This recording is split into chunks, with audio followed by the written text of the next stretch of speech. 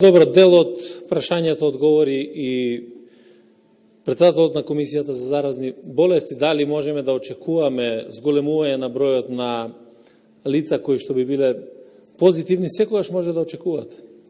Прашањето е колку сите ќе допринесеме да не ни се остварат очекувањата.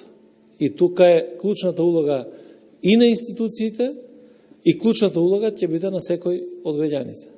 Не случајно повикувавме на секоја пресконференција, на секој јавен настап, дека мерките треба да ги почитуваме и колку повеќе почитуваме мерки, толку побрзо ќе се скрати тој временски период во кој што ќе треба да имаме рестрикциите во движењето. Сега конкретно околу прашањето, ако сметаме дали ќе се зголеми бројот на заболени, па заради тоа нема да ни ги отворат границите нашите соседи, јас се борам и посакувам и апелирам до секој граѓанин. Прво заради нас внатре и заради нас самите и заради заштита на секој еден човек во државата, да си ги почитуваме мерките на заштита. Сега знаете, секој има некаква своја мотивација зошто повеќе би ги почитувал тие мерки кои што значат заштита. Некој заради личната одговорност, заради одговорноста кон себе, кон семејството, кон пријателите. Такви се најголемиот број на граѓани.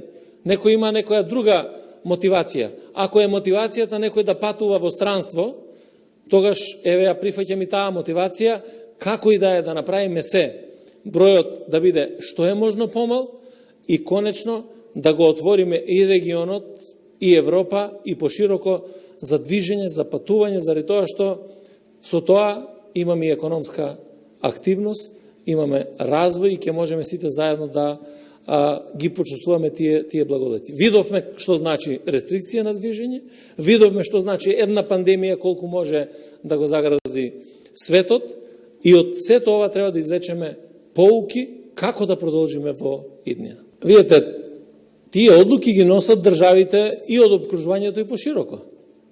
Ние имаме 14-дневен период во кој што рековме дека просечно околу 5,7% ни е бројот на позитивните. И тоа е во рамките на тоа што го бара и Светската здравствена организација, што го применуваат државите во регионот и така натаму. Тие се околу 5%. Меѓутоа, одлуките за тоа дали ќе ги отворат границите, за кого ќе ги отворат, секој од државите носи собствена одлука. Ние сега сме во разговор со сите од државите во регионот. Секој од државите испраќа сигнали дека ќе ги отвори границите за сите граѓани во регионот. И ние се подготвуваме за отварање на границите на нашата земја, пред се за соседството и за пошироко.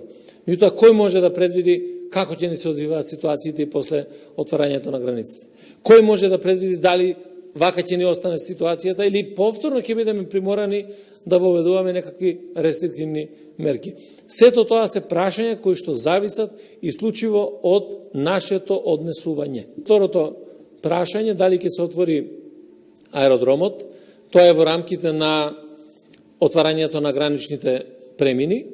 Веќе информирав дека дадовме задолжение до Комисијата за заразни болести да направат соодветни протоколи за влез и излез и на територијата и од територијата на Република Северна Македонија и тогаш ќе ја носиме заедничката одлука кога ќе се отворат граничните премини и кога ќе се отворат и аеродромите, односно граничните премини кои што се наоѓаат на нашиот меѓународен аеродром или на аеродромот во Охрид.